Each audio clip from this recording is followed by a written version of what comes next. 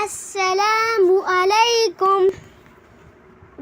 آج میں آپ کو علی اور ولی کی کہانی سناتا ہوں، پھر آپ کو پتہ چلے گا کہ نماز، قرآن، تسبیح پڑھنی چاہیے، اس سے بہت ثواب ملتا ہے۔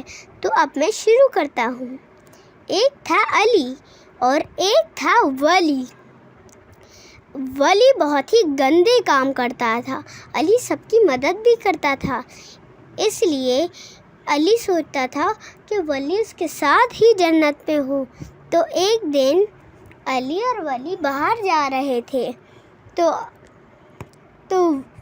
اللہ کو بہت دکھ ہوا، اس لیے ولی کو اپنے پاس بلایا۔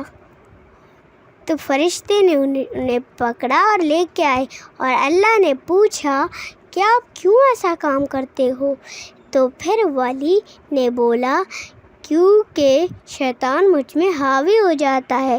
تو پھر اللہ نے کہا مجھ سے ایک پرامس کرو کہ آپ کبھی بھی شیطان کے قبضے میں مت آؤ، ورنہ آپ بھی جہنم جاؤ گے۔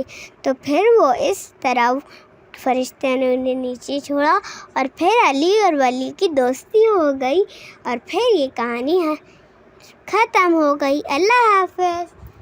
اور اگر آپ کو یہ ویڈیو پسند آئی تو پھر لائک، سبسکرائب اور شیئر بھی کرنا اس ویڈیو کو، اور گھنٹی کے بٹن کو پریس کرنا۔ اللہ حافظ۔